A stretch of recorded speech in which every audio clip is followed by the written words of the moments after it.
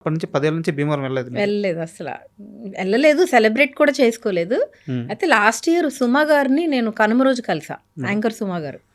కలిసినప్పుడు పండగ చేసుకుంటున్నారా అంటే, లేదు మ్యామ్ ఇట్లా అయిందని చెప్పాను.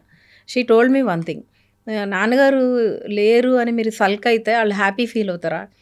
హ్మ్. ఆయన లేకపోయినా ఆయన జర్నీని మీరు సెలబ్రేట్ చేసుకోవాలి. Hmm. Then they will be happy. మీ పిల్లలకి మీరు ఇచ్చే లెగసీ కూడా అదే కదా హ్మ్. అని చెప్పారు. That moment really caught my. Sankranti టైంలో అలా జరిగిందండి. 10 ఏళ్ళుగా సంక్రాంతి చేసుకోలేదు. చేసుకోవట్లేదు.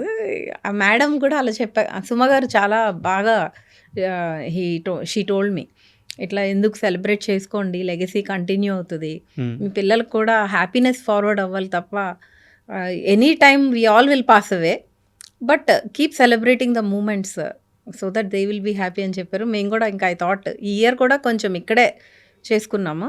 We did not, it's not like అంత బాధపడతా అట్లా లేము.